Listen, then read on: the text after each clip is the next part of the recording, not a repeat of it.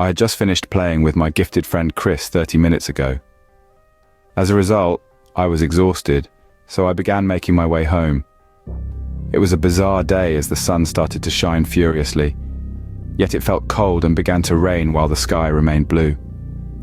Things have been weird and unnatural since I walked through that reddish mist. Even more disturbing was that although it was raining while the sky stayed clear and sunny, I remained dry as a chip. I somehow did not get drenched in even a droplet of water. I thought nothing of it and rushed a different pathway home. Unfortunately, this pathway had a small puddle in the middle. For a brief period, I wondered where that shallow lake I usually see on my way home was and thought I had gotten lost for a second, until I saw my house in the distance. I walked around the puddle and continued my rush home. I opened the door to my house, yet I still felt uneasy, as if something was watching me. I could not tell where, but it was somewhere in my house. Some could say it was fate warning me, but my old TV began to play the news. Though I should have been concerned about the TV playing out of nowhere, what interested me was far more dangerous than an old device. The news report stated that a demon-like monster had been wreaking havoc and causing despair in countries all over the world, including my home country, Jamaica.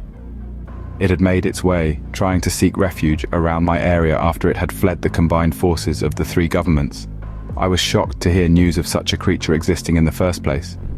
However, that soon became a minor concern compared to the report stating that this monster lurks around just 140 meters from my house. I began to panic, but my heart stopped when I learned of the monster's abilities. It hunts down those it deems as food by creating a blood mist made from the wounds it cuts open on itself.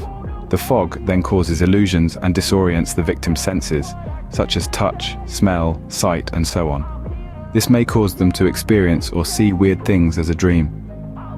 The news reported one more thing before it was cut off.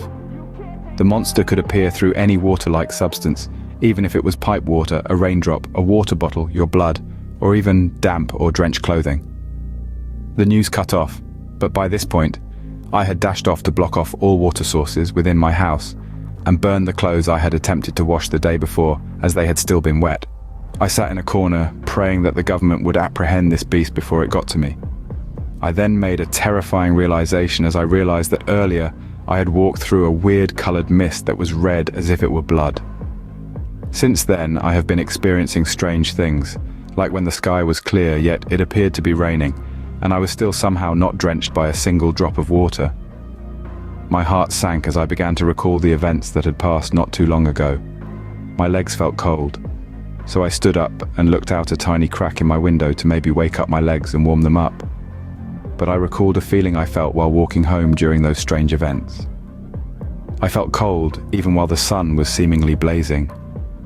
I then saw through that tiny crack in my window a lake that seemed shallow within the distance, as it seemed lined with the path I walked to reach home.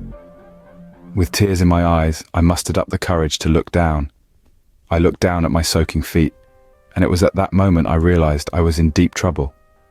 Panicked, I tried to dry my feet, but it was far too late as claws began to surface from the droplets of water on my feet until the entire body of that monster had emerged. Before I could even think of a way to handle the beast, I was slashed into 3 separate parts by that monster's claws.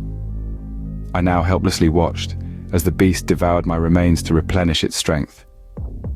I departed from this world and went on to a warm and peaceful place. But I had left this place briefly to tell you about that monster and my unfortunate predicament then. I hope this story has informed you well enough to handle that monster if it ever appears before you, my dear friend Chris.